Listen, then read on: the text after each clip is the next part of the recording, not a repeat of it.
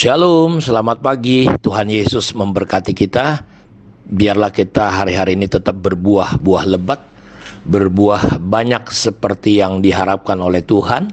Dan untuk itulah Bapa di surga dimuliakan.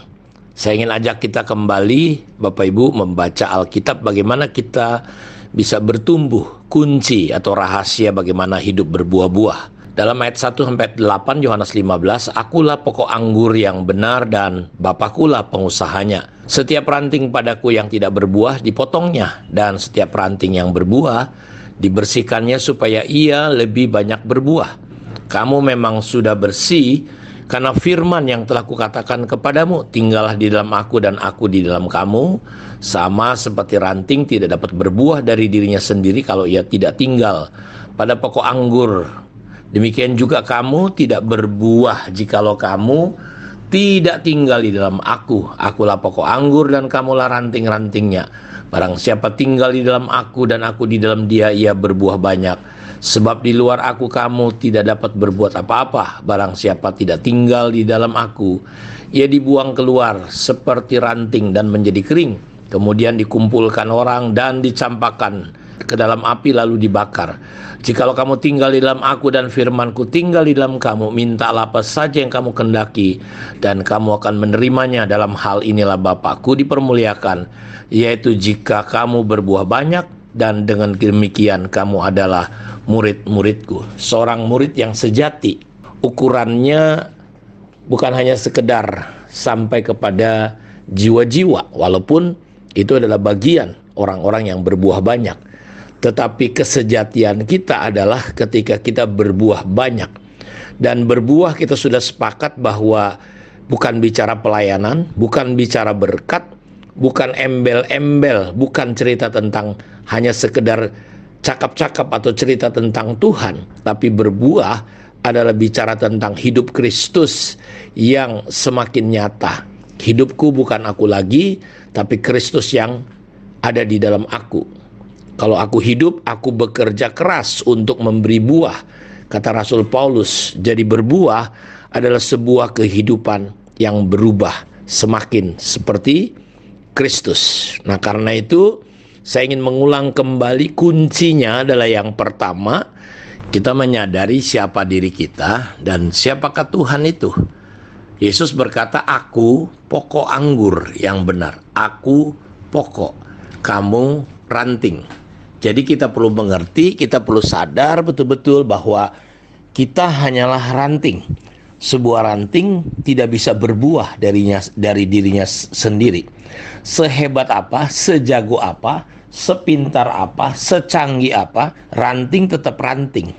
Keberbuahan sebuah ranting adalah ketika dia menempel kepada pokok anggur, pokok kehidupan itu, yaitu Yesus. Karena itu kunci untuk keberbuahan kita adalah yang pertama, kita sungguh-sungguh menyadari bahwa dia adalah pokok, dia adalah sumber, dia adalah tempat yang sebenarnya, yang sejati.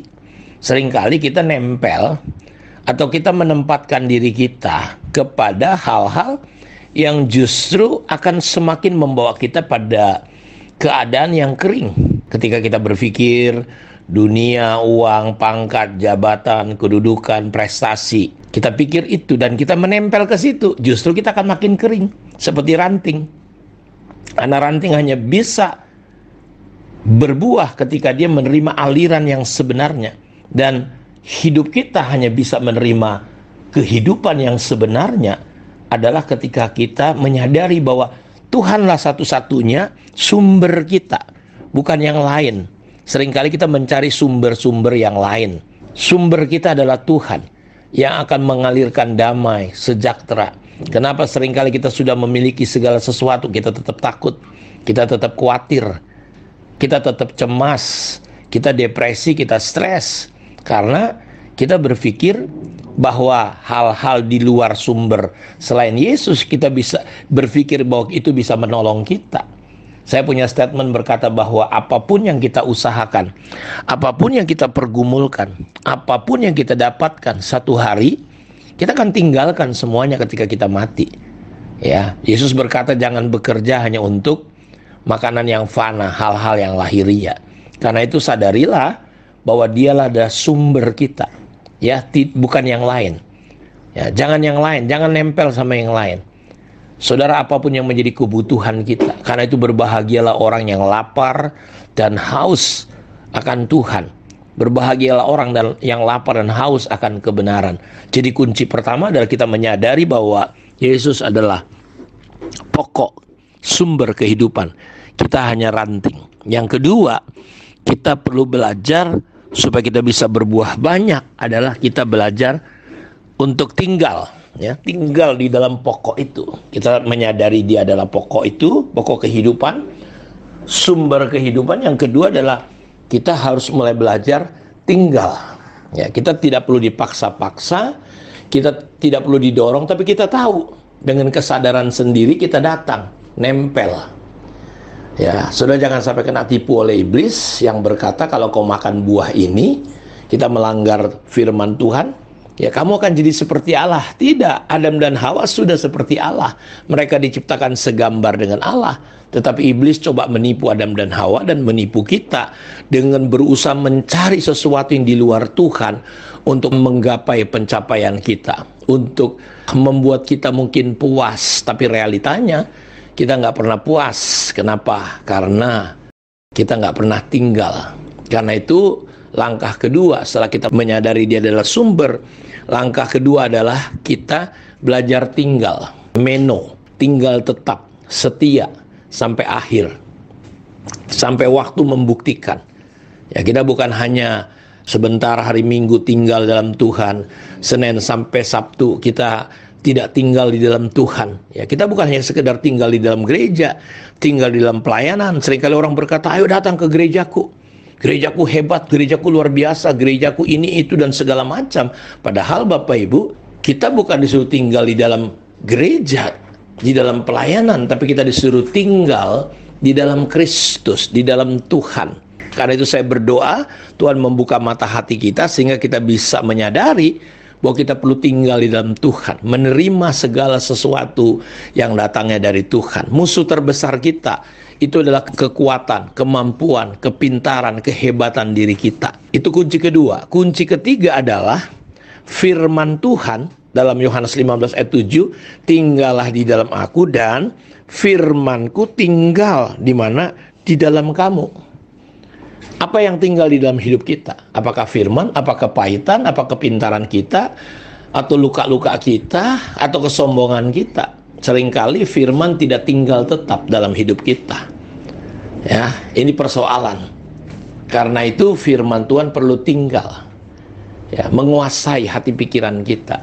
Seperti yang dikatakan Amsal pasal yang keempat. Firman itu jangan menjauh dari hidup kita. Simpan itu di lubuk hati kita sampai kita dapatkan. Jadi rema, itu yang jadi kehidupan. Itu yang jadi kesembuhan bagi seluruh tubuh kita. Terakhir adalah untuk berbuah banyak kita perlu rela sebagai carang yang melekat kepada Kristus. Kita harus rela dibersihkan. Kata dibersihkan menggunakan kata airo. Tuhan mengasihi kita, Tuhan sayang sama kita. Kata dibuang di situ, saya percaya Tuhan adalah Tuhan yang penuh kasih. Dibuang atau dibersihkan, dipotong, itu menggunakan kata airo. Lit up, dibangkitkan kembali, dibersihkan. Karena terkadang ada carang-carang yang tidak lagi bisa terkena sinar matahari karena dia ada terkena tanah. Jadi tanahnya harus dibersihkan. Seperti Ayub ketika Tuhan ingin mengajak dia supaya lebih mengenali Tuhan dengan lebih lagi, dia mengalami yang namanya proses, ya, mengalami ujian yang luar biasa. Dalam sekejap harta bendanya habis, anak-anaknya mati, kena penyakit. Bahkan istrinya berkata, apakah engkau masih mau beribadah kepada Tuhan? Ya, kutukilah Tuhan, tinggalkanlah dia, matilah kau. Tapi dalam prosesnya akhirnya Ayub berhasil. Kalau dulu hanya dari kata orang, aku mengenal dia. Sekarang mataku sendiri. Jadi kita perlu siap untuk dibersihkan, dikuduskan, disucikan. Pandangan-pandangan kita yang kotor, yang jelek, yang gak sesuai dengan firman perlu dibersihkan. Kiranya kunci untuk berbuah ini kita hidupi dalam hidup kita. Tuhan memberkati kita. Mari kita berdoa. Bapa, terima kasih. Diberkatilah setiap anak-anak-Mu dimanapun mereka berada. Lawat dan tolong kami, untuk kami bisa memahami dan masuk dalam prinsip berbuah lebat ya Tuhan. Untuk kami belajar melihat Engkau adalah sumber hidup kami. Untuk kami belajar tinggal di dalam Engkau. Untuk kami belajar mengizinkan firman Tuhan berkuasa atas kami. Dan kami rela untuk dibersihkan, disucikan oleh Tuhan sendiri, oleh firman-Mu. Diberkatilah semua umat-Mu dimanapun mereka berada. Dalam nama Yesus kami berdoa. Amin. Tuhan memberkati kita semua. Shalom.